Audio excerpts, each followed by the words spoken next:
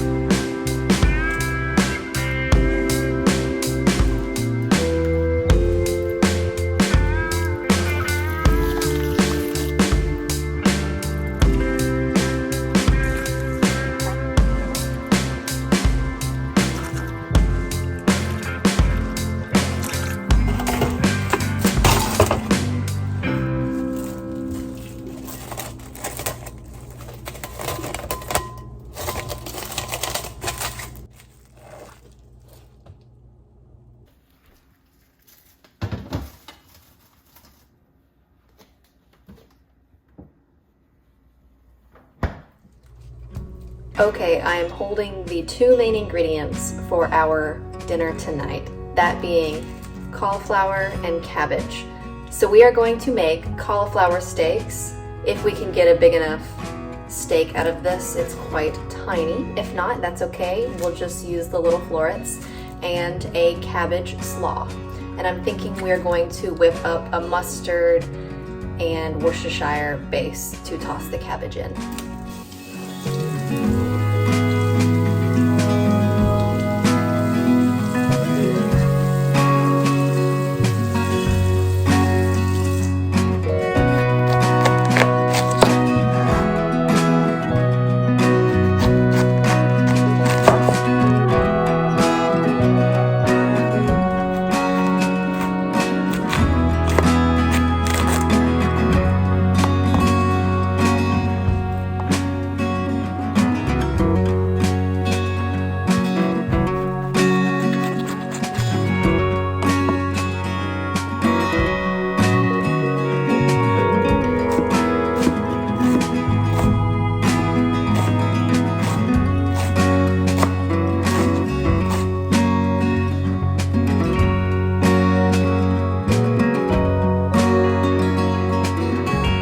Here are the ingredients that we will probably be using to craft our coleslaw sauce, the coating for it.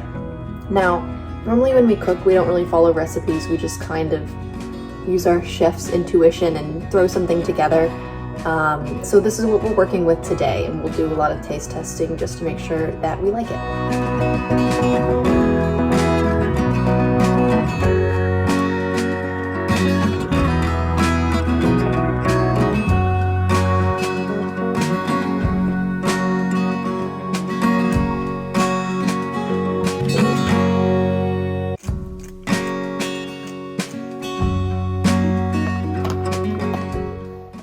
Do a taste test. It's like an elevated, delicious, tangy honey mustard. Very loose. I think it will coat the cabbage very well.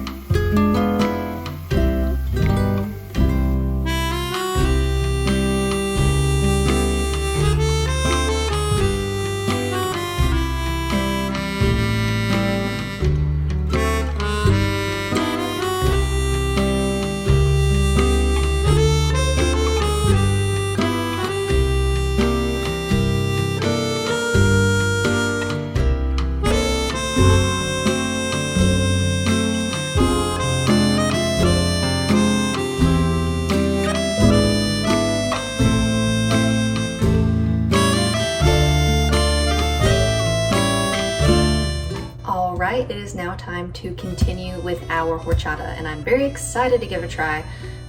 This shirt, I think I made in the 3rd grade.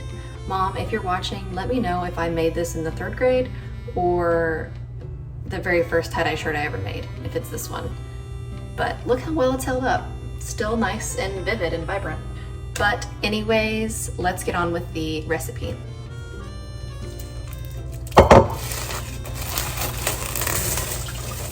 So here is our mixture that rested overnight. Again, it's just cinnamon sticks, rice, and water. So now it is time to blend this all up. Welcome to our appliance cabinet. So I can't decide if I want to use the food processor or a blender. Also, shout out to Missy, we still have the blender you gave us. Thank you, love you. Well, I've decided on the blender here. So the first thing we are going to need to do is blend our mixture in 2 batches in this blender. So we are not going to use the entire cinnamon stick, but maybe half of one, blend that up with the rice and water in here. I think we'll start with this.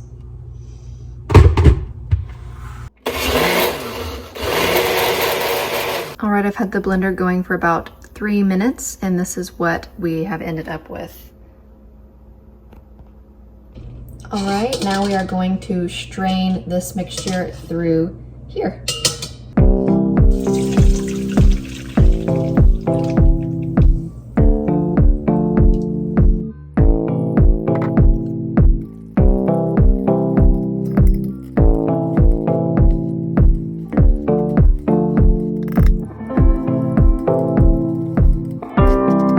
Here is our bowl of filtered rice milk.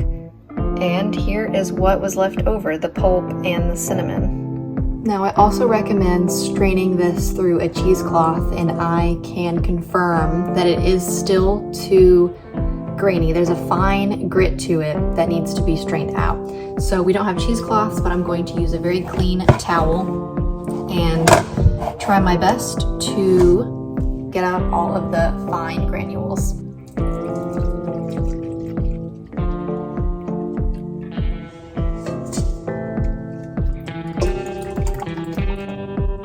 And this will just take a little bit of patience. So here is everything that was remaining within the milk that was making it super grainy. And now that that is all strained, we need to add some freshly ground cinnamon, sugar, milk, and our vanilla. So we will start with adding some freshly ground cinnamon.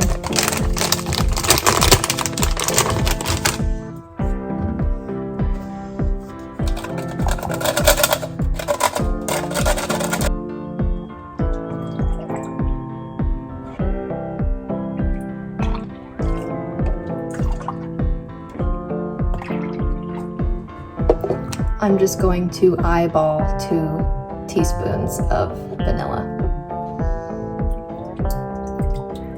And the same with the sugar.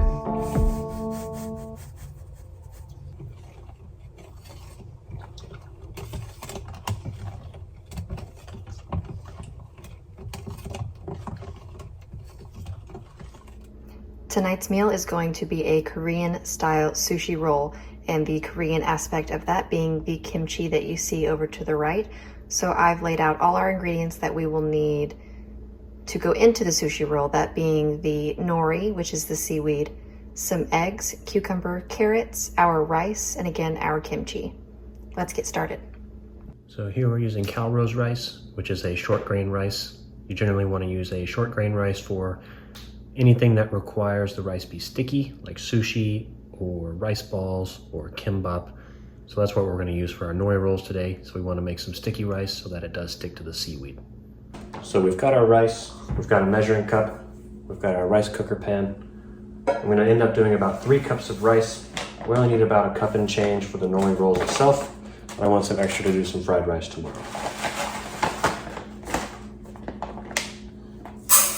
That's about 1 cup. Now, if you follow the instructions on the rice bag, it's going to recommend that you do 1.5 cups of water for every cup of rice. So if we follow that, then we do 4.5 cups of water here. But if we do that, we're going to overload the amount of water that we have, and the rice is going to come out very soggy and wet. So what I'm going to do here is something called the thumbnail method. You essentially fill up the rice pan here until you have enough water so that when you measure the depth of the rice compared to the water, if you put your thumbnail in down, the water should be about the top of your thumbnail and the rice should be at the bottom of your thumbnail. That's enough water for this. So that passes the thumbnail test, so we're going to call it there. Go ahead and put that in the rice cooker, turn it on and hit white rice, and that's it.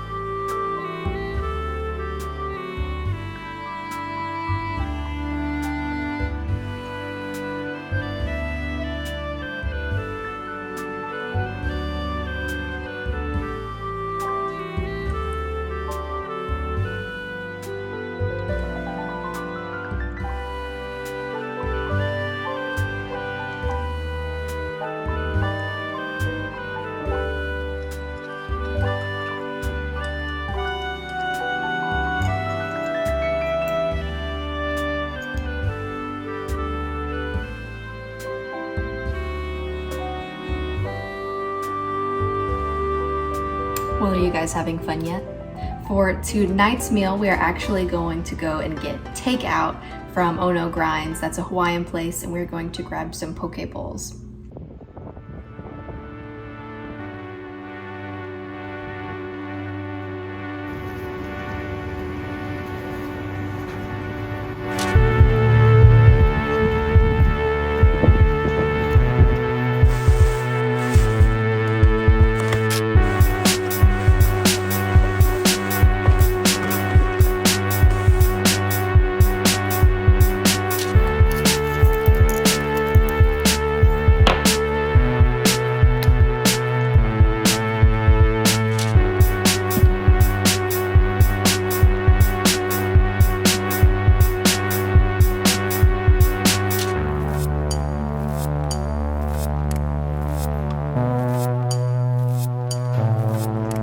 Well, I hope you all enjoyed this cooking segment. Again, this will be recurring on my channel, so I hope you stick around, and I will see you next time on Meals with Megan.